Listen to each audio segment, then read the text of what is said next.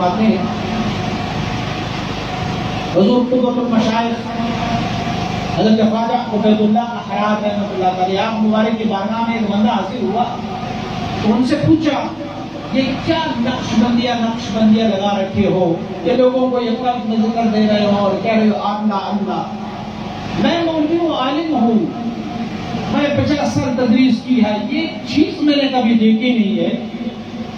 تو آپ مبارک نے اسے جواب دیا، فرمایا تو نقش بندان را چی دانی، فرمایا تم نقش بندیوں کے نقش کو کیا جانو کہ وہ کیا ہے،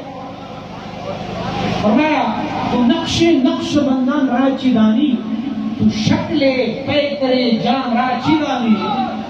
فرمایا تم تو یہ دیکھ رہے ہیں کہ 2 ٹانگیں ہیں، 2 کان ہیں، 2 آنکھیں ہیں اور منہ ہے اور چلتا رہتا ہے، فرمایا تم تو یہ دیکھ رہا ہے، فرمایا اس کی اصل بھی تو نے دیکھا ہوا ہے کیا؟ یہ تو تم نہیں دیکھا ہوا ہے۔ اور فرمایا کہ درخت سبز داند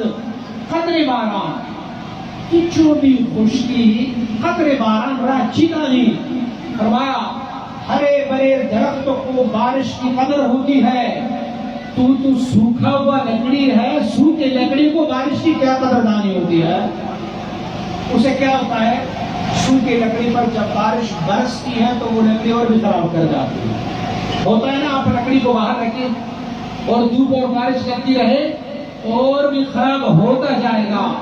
کیونکہ وہ خشک لکڑی ہے، اسے بارش سے کوئی فائدہ نہیں ہے، اور سبز درخت پر جتنے بارش برستے رہے اتنا نکلتے جاتے ہیں۔ تو سلسلہ عالیہ نقش بندی کی نسبتیں ہیں کہ اللہ کریم نے ہمیں، یہ انسان جو ہے نا یہ ہیرا ہے، ہیرا، لیکن یہ سیپ کے اندر ہے۔ تو ہمارے مشائخ جو ہوتے ہیں یہ ہوتے سنارے، انہیں پتہ ہوتا ہے ہیرے کو کس طریقے سے کاٹنا ہے، کیسے اس کو خراش کرنا ہے، کیسے اس کو نکھارنا ہے۔ جب اس کو نکار کے شوکیس میں لگا کے لوگوں کو دکھاتے ہیں تو لوگوں کو یقین نہیں آتا کہ یہ وہ ہیرا ہے جو کبھی سیپ کے اندر ہے۔ رب کائنات نے اس سلسلے میں کمال عطا فرمایا ہوا ہے، اور اگر کوئی کہے کہ مجھے تو معلوم ہی نہیں ہے،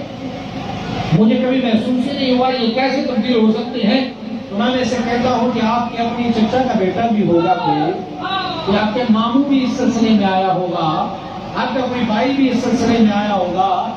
وہ جو تیرے ساتھ رشتہ داری رکھتے ہیں وہ بھی آیا ہوگا، آپ نے اس کی زندگی کا پہلا جز بھی دیکھا ہوگا اور اب بھی اسے دیکھا ہوگا۔ پہلے دنیا دار جن کے ساتھ لوگ تعلق رکھنا بھی گوارا نہ کرتے، اب اسے حال یہ ملا ہے کہ رب کائنات کے دوستوں کی سنگت نے اسے ایسے بنا دیا کہ تو بھی ان کے پاس جا کے کہتا ہے میرے لیے دعا کر دیا کرو، آپ ان سے دعا مانگا کرتے ہیں۔ تیمور بادشاہ کا نام سنا ہوگا، تیمور لنگ، بھائی جو عقیدت والے ہوتے ہیں انہیں عقیدے کے مطابق کون جاتا ہے۔ تیمور بادشاہ جو بڑے ظالم کے جابر تھے، اور اتنے ظالم جابر تھے کہ وہ جب کسی شہر کو فتح کرتے نا، اس شہر میں وہ لوگوں کی سروں سے مینار بنایا کرتے تھے، لوگوں کو قتل کر کے سر کاٹ کے مینار بنایا کرتے تھے۔ بلخ میں آج بھی ایک مینار موجود ہے جس میں سے انہوں نے 1200 سر رکھے ہوئے ہیں، اتنا ظالم بادشاہ، لیکن تھا عقیدت مند، اہل اللہ اولیاء اللہ کا عقیدت مند تھا۔ ایک دفعہ حضرت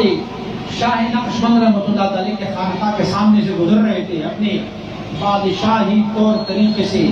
وہاں سے گزر رہے تھے، لاؤ لشکر سمیت، دیکھا حضرت کے آستانے کے خادمین نے حضرت کے آستانے کے قلین اٹھائے ہوئے ہیں اور جھاڑ رہے ہیں وہاں پہ گرد وغیرہ۔ تو ان کی جو پیردار تھے، حاجب تھے، وہ وہاں گئے، ان کو کہا بھائی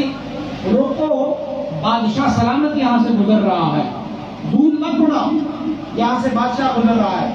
تو بادشاہ نے پوچھا کیا ہو رہا ہے، انہوں نے کہا دھول اڑا رہے ہیں، یہاں پر کوئی درویش فقیر ہے، ان کے مریدین ہیں، دھول اڑا رہے ہیں۔ ہم نے کہا اس کو مت کرو، ہمارے بادشاہ یہاں سے گزر رہے ہیں۔ تو تیمور نے کہا بھائی ان کو کہہ دو کہ کرنے دو ان کو، انہیں کہا دھول اڑاتے رہو، تیمور چاہتا ہے اس دھول کے اندر پر سے گزرے، ہو سکتا ہے رب اس کی تو فیل میرے کچھ گناہ کو معاف فرما دے۔ آ گیا، دھول میں کھڑا رہا، وہ قالین جھاڑ رہے تھے، وہ دھول تیمور کو لگتا رہا، چلا گیا تیمور۔ 3 دن بعد تیمور فوت ہو گیا. ایک بندہ آیا، انہیں کہا حضرت شکر کرے وہ ظالم بادشاہ تیمور وہ